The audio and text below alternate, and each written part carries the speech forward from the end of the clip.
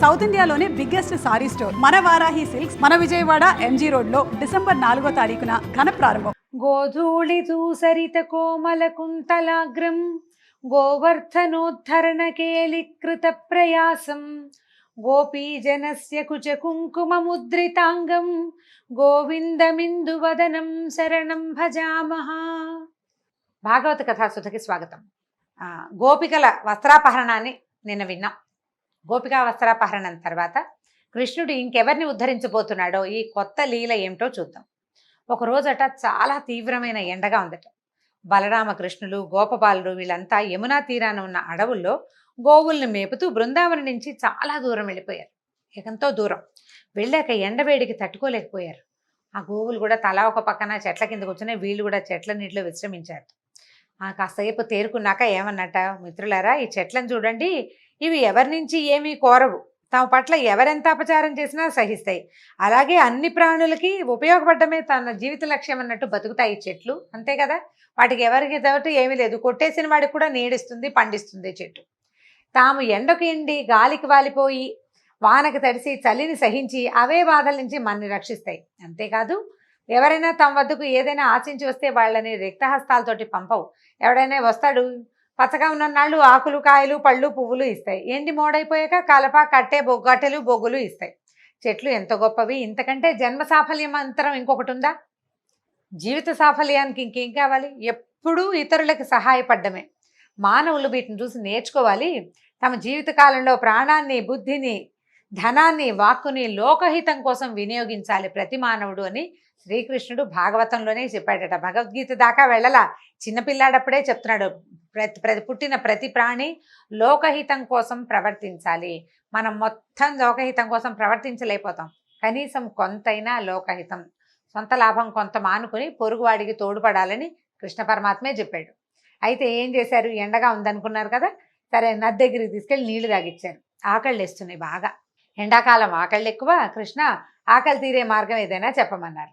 అయితే ఈయన ఏమనుకున్నాడంటే, ఆయన ఆలోచిస్తున్నాడు, తనకు అత్యంత భక్తురాలైన ఒక విప్రపత్నిని ఆయన ఉద్ధరించాల్సి ఉంది. ఆ సమయంలో ఎవరికో ఒకళ్ళకి ఇవ్వాలి, ఒక సహాయం చేయాలి ఆయన. అందుకని ఏం చేశాడు, మిత్రులకి ఆకలి తీర్చేది తన భక్తురాలకి మోక్షం కలిగించేది అయిన ఒక మంచి ఉపాయాన్ని పెట్టుకున్నాడు. ఏం చెప్పాడంటే, ఆ పక్కన కొంచెం దూరంలో అనేక మంది వేదవేత్తల ఆశ్రమాలు ఉన్నాయి, వాళ్ళంతా యజ్ఞం చేస్తున్నారు, స్వర్గలోకవాసం కోసం యాగాలు చేసుకుంటున్నారు. వాళ్ళు బృహస్పతి శవం అనే యాగం చేస్తున్నారట, యజ్ఞం. అయితే మీరు వాళ్ళ దగ్గరికి వెళ్ళండి, బలరామకృష్ణులు మాకందరికీ అన్నం పెట్టమని అడుగుతున్నారని అడగండి అని చెప్పాడు. చెప్పేసరికల్లా ఈ గోపబాలురంతా ఆ యజ్ఞవాటిక దగ్గరికి నడిచిపోయారు. యజ్ఞవాటికలో ఉన్న వాళ్ళకి దండం పెట్టారు, చేతులు జోడించి, అయ్యా బ్రాహ్మణోత్తములారా, బలరాముడు కృష్ణుడు మమ్మల్ని పంపారు, వాళ్ళిద్దరూ మేమును చాలా ఆకలితో ఉన్నాం, మాకు అన్నం పెట్టమని మిమ్మల్ని అడగమన్నారు అని చెప్పారు. చెప్పేసరికల్లా పైగా మీరు యజ్ఞం చేస్తూ దీక్షలో ఉన్నారు, ఈ దీక్షలో ఉన్న వాళ్ళు తాము వండుకున్న అన్నం తాము తిన్నా ఇతరులకు పెట్టినా తప్పు లేదని చెప్పమన్నారు. మీరు యజ్ఞ దీక్షలో ఉన్న వాళ్ళు అన్నం వాళ్ళు తినచ్చు, ఇంకొకళ్ళకి పెట్టచ్చు, తప్పు లేదని చెప్పమన్నారు. కాబట్టి మీరు సమస్త ధర్మాలు తెలిసిన పెద్దవాళ్ళు బలరామకృష్ణులకి అన్నం పెట్టండి, మాకు కూడా అన్నం పెట్టండి అని అడిగారు. ఈ విప్రులు స్వర్గము మొదలైన అంటే ఏమనాలి, అల్పమైన విషయాలు, చిన్న విషయాల పట్ల మాత్రమే ఆసక్తిగా ఉంది. విస్తారంగా కర్మలు చేయటమే జీవన సాఫల్యం అనుకునే చాలా చిన్న బుద్ధి. వీళ్ళకి భగవంతుడిని తెలుసుకునే ఉపాయం మీద దృష్టి లేదు. స్వర్గారోహణ ఎలా స్వర్గాన్ని పొందాలి అనే దాని మీదే ఉంది. పైగా దానికి తోడు ఏంటంటే మూర్ఖులు, తమంత జ్ఞానులు ఎవరు లేరన్న ఉద్దేశం ఉన్నవాళ్ళు. భగవంతుడిని తెలియని వాడిని మూర్ఖుడనే కదా అనాలి. అక్కడి నుంచి సాక్షాత్తు భగవంతుడే గుమ్మంలోకి వచ్చి అన్నం అడిగినా విన్నట్టు ఉండిపోయారు. అన్నం పెడతామని అనలేదు, పెట్టమని సమాధానం చెప్పల. గోపబాలురు వెనక్కి తిరిగి వచ్చేసారు. ఇక నిరాశగా వచ్చారు. అప్పటికే ఎండ మార్చేస్తోంది, ఆకలి కడుపుతో నకనకలాడుతూ వెనక్కి వచ్చారు. అయితే బలరామకృష్ణులకు చెప్పారు, ఇలా జరిగింది. వాళ్ళు ఏం మాట్లాడలేదని. కృష్ణుడు నవ్వేట, ఏదైనా ఒక పని చేయాలంటే ప్రయత్నం చేస్తూ ఉండాలి. మనకు అన్నం కావాలి, ప్రయత్నం చేయొద్దు. వాళ్ళని అడిగావు, వాళ్ళు కాదన్నారు, ఇంకోళ్ళని అడుగు, ఇంకో ప్రయత్నం చేయాలి కదా. ఒక ఉపాయం ఫలించకపోతే ఇంకో ఉపాయం ఆలోచించాలి. కాబట్టి మీరు మళ్ళీ వెళ్ళండి, ఈసారి బ్రాహ్మణులను అడగద్దు, వాళ్ళ భార్యలను అడగండి అన్నాడు. ఈ విప్రులు జ్ఞాన సంపన్నులు, వాళ్ళకి ఆలోచన ఏంటంటే చదువు విషయం వరకే వాళ్ళకి ఆలోచన ఉంది. కానీ విప్రుల భార్యలు భక్తి సంపన్నులు, వాళ్ళకి చాలా భక్తి ఆలోచనలు ఉన్నాయి. వాళ్ళకి ఏంటంటే అన్నిటికీ ఎప్పుడు నిరంతరము పరమాత్మ మీదే లగ్నమైన మనసు కలిగిన వాళ్ళు. విప్రపత్నులు విష్ణు కథలు విన్నారు, వాటిని మననం చేసుకున్నారు, వాటినే ధ్యానం చేసి ధన్యులయ్యారు. వారు శరీరాలతో సంసారాల్లో ఉన్నారు, కానీ వాళ్ళ మనసుల్లో మాత్రం విష్ణువే ఉన్నాడు ఖచ్చితంగా. కాబట్టి కృష్ణుడు అన్నం అడుగుతున్నాడు అని చెప్పమన్నారు. ఈ పిల్లలు మళ్ళీ గోపబాలురంతా వెళ్ళారు. భార్యలు కూర్చునేందుకు ప్రత్యేకంగా ఒక పక్కన ఒక శాల ఉందట. ఈ యజ్ఞంలో ఉన్న మగవాళ్ళంతా బ్రాహ్మణులంతా యజ్ఞం చేసుకుంటుంటే వాళ్ళ భార్యలు కూర్చోడానికి ఒక పెద్ద శాల కట్టి ఉంది, కూర్చుని ఉన్నారు. వాళ్ళంతా చక్కగా అలంకరించుకుని చక్కగా లక్షణంగా కూర్చుని ఉన్నారు. ఉండేసరికల్ గోపబాలుడు నమస్కారం చేసి చెప్పారు వాళ్ళకి, కృష్ణుడు ఆవులు మేపుతూ ఇంటి నుంచి చాలా దూరం వచ్చేసాడు. అతని అనుచరులమైన మేము, వాళ్ళ అన్నయ్య అయిన బలరాముడు కూడా ఆకలితోటి ఉన్నాం అని చెప్పాడు. మా అందరికీ అన్నం పెట్టమని అడగమన్నాడు అని అడిగేసరికల్లా ఈ మన విప్రపత్నులు, ఈ బ్రాహ్మణ స్త్రీలు అప్పటికే ఈ కృష్ణుడి సంగతులన్నీ విని ఉన్నారు. కృష్ణుడు సాక్షాత్ శ్రీమన్నారాయణ అనే భావనతోటి కూడా ఉన్నారు. పరమాత్మే అడగడం తమది పూర్వజన్మ పుణ్యం అనుకుని ఏం చేశారు, వెంటనే గబగబా నడుం కట్టి వంటలు చేసేసారు. చకచక అందరూ కలిసి షడ్రుచులతో అనేక పదార్థాలు ఉండి పెద్ద పెద్ద పాత్రల్లో పెట్టుకున్నారు. భర్తలు, సోదరులు, బంధువులు, పుత్రులు అందరూ స్త్రీలను అన్నం మోసుకెళ్ళద్దు అని కేకలేశారు. అయితే ఏంటంటే నదులకి ఎన్ని కొండలు అడ్డం వచ్చినా అవి సముద్రం వైపే దారితీస్తాయి.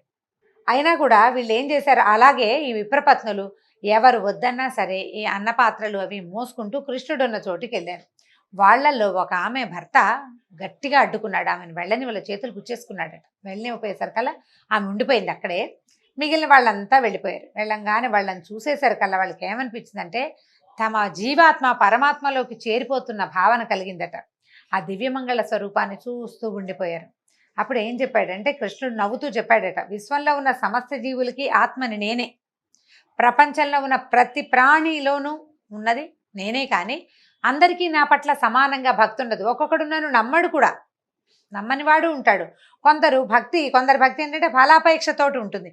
ఈ పూజ చేస్తేనో, ఈ పారాయణ చేస్తేనో, ఈ నోములు చేస్తే ఈ కోరిక తీరుతుంది, ఇన్ని కొబ్బరికాయలు కొడితే ఈ కోరిక తీరుతుంది, ఈ నామాలు రాస్తే ఈ కోరిక తీరుతుంది. ఇలాంటి ధ్యాసలో ఉండేవాళ్ళు ఏం చేస్తారు, ఆ మనసులో పెట్టుకుంటారు భగవంతుడు ఫలాపేక్షతోటి. ఆ కోరిక తీరే వరకు వాళ్ళ భక్తి దృఢంగా ఉంటుంది. మనం రోజు రామకోటి రాస్తాం అంటే అందరూ ఇలా ఉంటారని నేను చెప్పట్లేదండి, మాట సామెతకి చెప్తున్నాను అంతే. ఈ మన పని అయ్యేదాకా, మా పిల్లలు పైకి వచ్చేదాకానో, లేకపోతే వ్యాపారం పైకి వచ్చేదాకానో, మా ఆరోగ్యము ఏదో అనారోగ్యంలో ఉన్న వ్యక్తి తిరిగి వచ్చేదాకానో ఉపవాసం చేస్తామనో, రామకోటి రాస్తామనో, ఏదో సాయినామని రాస్తామనో, ఇంకోటి రాస్తామనో పెడతారా. అది అయిపోయాక ఏమవుతుంది, ఇది మానేస్తాం మనం కదా, సహజంగా జరిగేదేనండి. ఇది తప్పని అనడం లేదు, తప్పని భగవంతుడు కూడా చెప్పటల్లా. ఫలాపేక్షతో ఉండే భక్తిని గురించి చెప్తూ ఈ మాట చెప్తున్నాడు. వాళ్ళ పని అయిపోయాక ఇంకా భక్తి ఉండదు, ఇంత దృఢంగా ఉండదు, కొద్దిగా ఉంటుంది. ఆయన పట్టుకున్నాం, పని అయ్యింది, ఈసారి మళ్ళీ అవసరమైనప్పుడు మళ్ళీ పట్టుకుందామని ఒక ఆఫీసర్ భావన ఉంటుందన్నమాట భగవంతుడి మీద. అయితే కొందరికి భక్తి అహైతుకి అంటే ఫలాపేక్ష లేనిది, వాళ్ళకి నిర్మలమైన ప్రేమ నిరంతరం ఉంటుంది. ఎవరు ఎన్ని అవరోధాలు కల్పించినా, ఏం జరిగినా, మనమే నడుస్తూ గోతులో పడినా కూడా భక్తిలో మార్పు ఉండదు. మనం గోతులో పడితే భగవంతుడు ఏం చేస్తాడు అనిపిస్తుంది. సాధారణంగా మనకెట్లా ఉంటుంది, ఏదైనా రాగానే ఇంకా దేవుడు లేడనేస్తాం. మరణం సంభవించగానే దేవుడు లేడు, ఏదైనా ప్రమాదం అయితే దేవుడు లేడు, వ్యాపారం పాడైతే దేవుడు లేడు, ఉద్యోగం పోతే దేవుడు లేడు. అవన్నీ మనకొచ్చిన సమస్యలు. దానికి భగవంతుడు ఉండడానికి దీనికి అసలు సంబంధమే లేదు. ఆ ధ్యాస ఉండదు మనకు అవన్నీ ఇవ్వడానికే దేవుడు ఉన్నాడని మనం నమ్ముతాం. ఈ ఫలాపేక్ష ఉన్నవాళ్ళు అది. కానీ ఫలాపేక్ష లేని, ఏ హేతువు లేని నిర్హేతుకమైన భక్తి ప్రపత్తులు కొంతమందిలో ఉంటాయి. ప్రత్యేకమైన వ్యక్తులు, సాధారణ జీవితాలు గడపరు వాళ్ళు, మనలాగా ఉండకపోయి ఉండొచ్చు బహుశా. అయితే ఈ వీళ్ళకి చెప్తున్నాడు, మీరు అటువంటి నిర్మలమైన భక్తి కలిగి ఉన్నవాళ్ళు. ఇప్పుడు యజ్ఞం చేస్తున్నారు, యజ్ఞం వల్ల ఒక ఫలితం ఉంది కాబట్టి యజ్ఞం, లేకపోతే ఎందుకు చేస్తారు? వీళ్ళు కృష్ణుడికి అన్నం తెచ్చారు, ఏం ఫలితం లేదు, వాళ్ళకి ఏం అక్కర్లేదు, ఆకలితో ఉన్నాను అన్నం పెట్టండి అన్నాడు, పట్టుకొచ్చారు. ఆయన డబ్బిస్తాడనో ముక్తిస్తాడనో ఊహ ఏం లేదు వాళ్ళకి. ఈ నిర్మలమైన భక్తి ఉంది, భక్తి కలిగిన వాళ్ళు. అందుకే మీకు నా దర్శనం ఇవ్వాలనే మిమ్మల్ని ఇక్కడికి రప్పించాను. మీరు వచ్చిన పని పూర్తయిపోయింది, నన్ను చూసేశారు కదా, ఇంకా మీరు వెనక్కి వెళ్ళిపోండి, మీ భర్తల యజ్ఞం పూర్తి చేసేందుకు సహకరించండి అనేసరికి ఆ స్త్రీలు ఒప్పుకోలేదట. వద్దునైనా మేము వెళ్ళము, వేదాలు ఘోషించే మాటలు సత్యమని నిరూపించు, నీ పాదాంబోజాలు అంటే నీ పాదాలు చేరినటువంటి భక్తులకి ఇక ఈ భవాంబోతులు ఈ ప్రపంచంలోకి తిరిగి రావడం లేదు. ఎవరైతే వైకుంఠంలో స్వామి సాయుధ్యాన్ని పొందుతారో వాళ్ళకి మళ్ళీ పుట్టుక లేదు అని వేదాల్లో చెప్పబడింది. అది నిరూపించు, వేదాలు ఉపనిషత్తులు చెప్తున్నాయి.